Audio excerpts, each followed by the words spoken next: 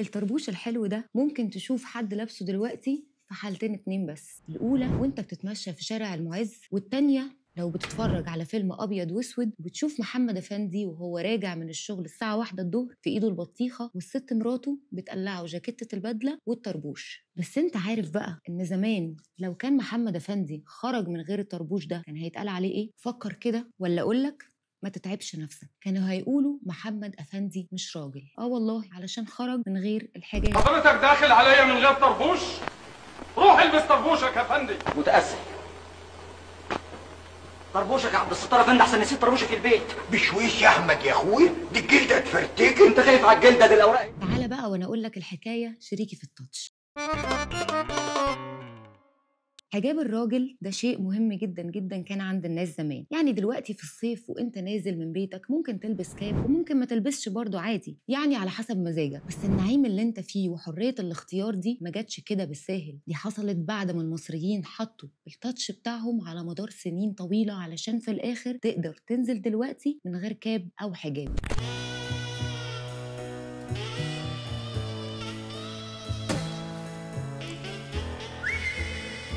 لا استنى، مش الحجاب اللي في دماغك اللي انت تقصده اللي هو الحجاب والطرحة وكده، لا حاجة تانية خالص. الأول بس كده، يعني إيه هو الحجاب أصلاً؟ هعرفك إيه هو الحجاب. الحجاب هو الحاجة اللي بتتلبس على الراس، ده بغض النظر عن نوعها أو شكلها، وفي اللغة العربية معناه المنع والستر. في العصور القديمة الحجاب اللي كان بيتلبس علشان يحمي الناس من الشمس والمطر والتراب، ولما جه الإسلام بقى الحجاب فرض. طيب أهو، يبقى مفيش حجاب للراجل، بتلخبطينا ليه بقى يا نور؟ اتقل بس يا شريكي في التاتش، طالما أنت مستعجل ونفسك تعرف إيه هو حجاب الراجل هقول لك يا سيدي. حاضر هقول لك.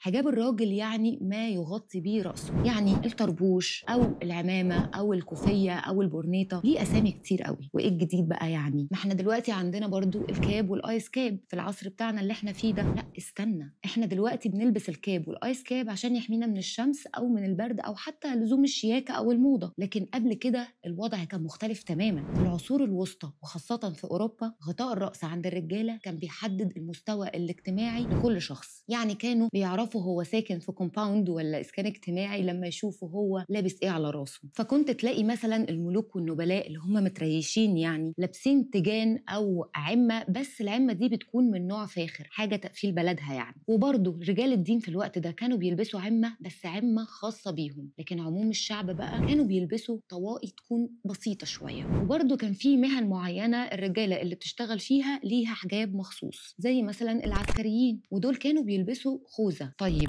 هل الإسلام بقى فرض الحجاب أو غطاء الرأس على الراجل؟ أو أصلاً حجاب الراجل ليه وجود في الثقافة الإسلامية؟ أقول لك أيوة موجود، هو موجود في الثقافة الإسلامية لكن مش فرض. يعني كان مرتبط بالعادات والبيئة أكتر. يعني اللي ورد إن الرسول عليه أفضل الصلاة والسلام لبس العمة، وكمان الصحابة والتابعين لبسوا القلنسوة، وكانت في أحيان كتير بتتلبس تحت العمامة. وكمان في اليهودية المتدينين كانوا بيلبسوا حاجة اسمها اليرملكة. وفي المسيحية كان رجال الدين بيلبسوا غطاء رأس كرمز للقداسة، وده لسه على فكرة موجود لحد دلوقتي في الكنائس. وطبعا المصريين اتأثروا بالثقافة الإسلامية بعد دخول الإسلام مصر، لكن الواقع إن حجاب الراجل موجود عندنا من قبل الإسلام. أيوة، من مصر القديمة. النمس ده كان شكل من أشكال حجاب الرجل عند جنودنا المصريين القدماء. كان بيلبسوا الملوك، وهو عبارة عن تاج بيغطي الراس والكتفين وبيرمز للسلطة طبعا. وكمان الكهنة كان عندهم غطاء رأس خاص بيهم. لكن التاتش المصري من بدري كان مختلف. الموضوع ما كانش مجرد عادة كده والسلام، لا،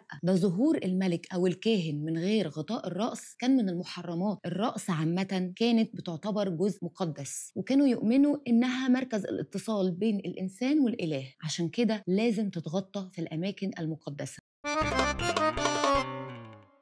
مرت السنين وزي ما قلنا المصريين اتأثروا بغطاء الرأس في الثقافة الإسلامية بعد دخول الإسلام. لكن برضو التاتش ماله؟ أيوة، التاتش بيتكلم مصري، والتاتش ظهر قوي في عهد الدولة الفاطمية. في الفترة دي في مصر غطاء الرأس الشائع كانت العمامة، لكن ما كانتش هيصة كده أي حد يلبس أي حاجة أو أي حد يلبس نفس العمة يعني. لا، كل طبقة وكل فئة وليها العمة الخاصة بيها. يعني الخليفة كان بيلبس تاج على راسه ريشة، يعني تاج الخليفة كان بيبقى فيه جوهرة بتتسمى اليتيمة، وكان بيبقى حواليها جواهر تانية، والتاج ده كان بيتلبس في الأعياد والمواكب الكبيرة. وفي الأوقات العادية الخليفة كان بيلبس عمامة، وكان من مميزاتها إنها مختلفة تماماً عن أي عمة تانية، لازم يبقى شكلها وقور. أما بقى الوزراء كانوا بيلبسوا عمة بتنزل لغاية وشهم أو لغاية دقنهم كمان، ودي مختلفة عن عمة الأمراء ورجال الدولة الأكبر شوية اللي كانوا بيلبسوا عمة من القصب المطرز بالذهب. واللي بيجي بعدهم بقى أصحاب الوظائف العسكرية، فدول شكل العمة بتاعتهم كانت بتختلف حسب الدرجة بتاعتهم داخل الجيش. فكان في أرباب السيوف، ودول بيلبسوا عمة متعددة الطبقات حجمها بيختلف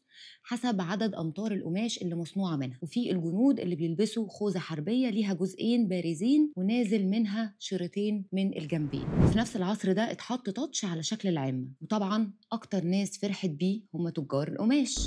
تلموا كل اللي في السوق وبعدين احنا هنبيعه بالسعر اللي يعجبنا ونعوض الخساره اللي خسرناها. الحاج متولي كان هايص على ايامهم. بعض العلماء قالوا يا جماعه كل ما كبرتوا العمه كل ما كان افضل. طب ليه؟ قالوا علشان يبقى معروف مين بالظبط اللي لابسها، فبقى تكبير العمه وتطويلها موضه وقتها. لكن اكتر ناس كانوا بيعملوا كده كان العلماء ورجال الدين. ده انت راجل طرطور. عارف الجملة دي اللي لو حد قالها للتاني يبقى بيهينه وتقوم بسببها خناقة كبيرة جدا؟ اهي دي بقى ليها علاقة بتاتش عمله المصريين على حجاب الراجل في عصر الدولة الفاطمية برضو. ازاي يعني؟ في الفترة دي ظهرت عقوبة اسمها التشهير، يعني المجرمين والخارجين عن القانون والأسرة كانوا بيلبسوهم طرطور على راسهم ويركبوهم جمل أو حمار بالإجبار ويتلف بيهم شوارع المدينة. ومن هنا بقى اتحط تاتش كلمة طرطور اللي بقت مرتبطة بالإهانة. قوم بقى رجع الطرطور اللي انت جبته علشان عيد الميلاد، بلاش منه. التاتش اللي حصل لحجاب الراجل في العصر الأيوبي ما كانش كبير قوي. فضلت العمامة مسيطرة بنسبة كبيرة، لكن في نفس الوقت ظهرت أشكال تانية، منها طاقية بيتلف عليها منديل علشان في الآخر تدي شكل العمامة برضو. في عصر المماليك الطرحة فعلا بقت جزء من حجاب الراجل. بعض رجال القضاء اللي هم وقتها كانوا رجال دين برضو كانوا بيلبسوا عمة وفوقيها طرحة بتنزل على ظهرهم اللي هي زي الشال يعني دلوقتي، لكن وقتها كان بيتقال عليها طرحة. والعمامة دي بالذات من اختلاف شكلها قال عليها ابن بطوطة لما زار مصر: لم أرى في مشارق الأرض ومغاربها عمامة أعظم منها. القواويق اللي بقوله ده صح، ده نوع جديد من حجاب الراجل واللي ظهر في نهاية عصر المماليك. القواويق دي عبارة عن طاقية بتتصنع من الصوف وشكلها مخروطي، طويلة يعني لدرجة إنها كانت بتوصل أحياناً ل60 سنتي. متخيلين معايا؟ حاجة طولها قد كده ملبوسة على الراس. وتقدر تقول إن دي كانت الفيرجن اللي بتمهد لظهور الطربوش اللي بدأ استخدامه في عهد العثمانيين. وفي البداية كان بأكتر من لون، يعني أبيض، أحمر، أسود، وكان بيتلف عليه عمامة. بعدين تم الاستغناء عن العمامة دي وبقى بيتلبس لوحده. بس في الفترة دي كان منتشر بين الأوساط الشعبية والعسكرية، يعني علية القوم ما كانوش بيلبسوه وما كانش ليه أي دلالة. لكن لما محمد علي مسك الحكم الوضع اتغير تماما واتحط تاتش جديد. محدش في مصر هيلبس عمة تاني، ده فرمان أصدره محمد علي بعد تولي حكم مصر، وبالتحديد بعد مذبحة القلعة. لبس الطربوش بعد ما السلطان العثماني وقتها لبسه وأعلن إلغاء العمامة. وفي نفس الوقت بقى الطربوش الأحمر هو الغطاء الرسمي للرأس علشان تنتشر صناعة الطرابيش في مصر ويبقى جزء من لبس الموظفين في المصالح الحكومية. ومع مرور الوقت وفي عهد أبناء محمد علي الطربوش بقى إجباري لدرجة إنه بقى شرط مهم لدخول المدرسة، وتقريبا كل طبقات الشعب بقت بتلبس الطربوش، حتى الفلاحين اللي هم وقتها كانوا مزارعين ومش متعلمين برضو كان ليهم طربوش خاص بيهم. وفضل الطربوش مسيطر لحد ما دخل الإنجليز مصر وبدأ الصراع. تفتكر البرنيطة بتاعت الخواجة هتقدر تغلب الطربوش؟ حصل صراع بين الطربوش والبرنيطة الأوروبية، وبالرغم إن الإنجليز ما ألزموش حد بلبس البرنيطة لكن في ناس بدأت تتأثر بيهم ولبستها. وفي المقابل كان في طبقة كبيرة جدا متمسكة بالطربوش، والخناقة بقى اتحولت إن الطربوش ده بقى رمز القومية ضد البرنيطة بتاعة الخواجة.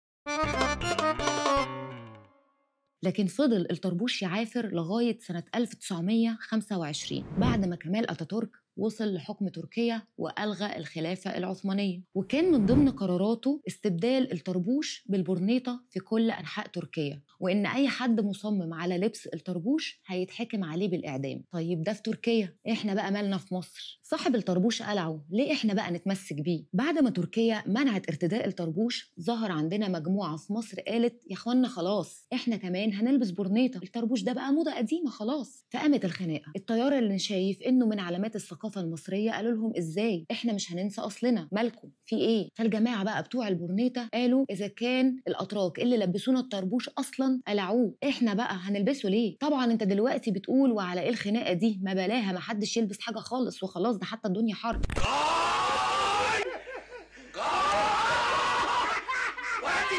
وادي الصعوبات دي عليك وعلى دماغك، وادي الشقيطه اللي انا متشقمط فيها غطاء الرأس في الفترة دي ما كانش مجرد عادة وخلاص، ده كان علامة من علامات الرجولة. يعني الراجل اللي يخرج من غير الطربوش كده خلاص مروءته أو رجولته تقل في عيون الناس. البرنيطة حرام. خناقة الطربوش بقى والبرنيطة دي وصلت للصحافة، وكبار الكتاب والأدباء دخلوا وكتبوا، لكن الموضوع اشتعل أكتر لما شيخ الأزهر والمفتي أصدروا فتوى بتحريم لبس البرنيطة، واتمنع طلاب المدارس من لبس القبعة اللي هي البرنيطة يعني. لكن صمود الطربوش ما استمرش. في سنة 1939 صدر قرار بإلغاء ارتداء الطربوش في الجيش واقتصاره على الحفلات الرسمية بس، واستمر الحال على الوضع ده لغاية ما جت ثورة يوليو علشان تعلن انتهاء عصر الطربوش تماما باعتباره رمز العصر الملكية. يعني كده ما بقاش في حجاب للراجل خلاص. زي ما قلت لك انت ممكن تختار تلبس كاب كنوع من انواع الاناقة، الشياكة، الموضة، تغيير. يعني اهو الكاب ده بقى التاتش اللي حصل على البرنيطة اللي سيطرت شوية بعد الطربوش، لكن الفرق دلوقتي الموضوع ده بقى موضة مش اكتر. يعني ما بقاش مرتبط لا بالهوية ولا بالرجولة ولا بالمروءة زي الاول. رغم كل التاتشات اللي حصلت دي لسه العمة موجودة لغاية دلوقتي. تخيل اهلنا في الصعيد لسه محتفظين بشكل العمة العربية اللي كانت الزي الرسمي لغاية قبل مذبحة القلعة، ده غير العمة البدوية اللي بيلبسها اهلنا في سينا برضو واللي بقت جزء من عاداتهم وتراثهم. طبعا قبل كل دول العمامة الأزهرية اللي بيفتخر بيها أي حد منتمي للأزهر من أصغر طالب لأكبر شيخ. والحقيقة شكل العمة الصعيدي أو البدوي أو عمة الأزهر كلهم يبقوا حلوين قوي وشيك قوي، ودليل على الأصالة والفخر بأصولنا. صحيح انتهى عصر حجاب الراجل، ما بقاش فيه عمامة ولا طربوش، لكن لأن المصري دايما عارف قيمة تراثه وتاريخه فتلاقيه برضه حط التاتش بتاعه وحول الطربوش لمظهر من مظاهر البهجة والاحتفالات. تقدر تشوف المشهد ده أول ما تنزل شارع المعز وتلاقي الكبار والصغيرين واقفين لابسين الطربوش بياخدوا صور بيه، وده يأكد لك حاجة واحدة، إن التاتش المصري مش بيخلص ودايما بيكسب. أنا نور الصواف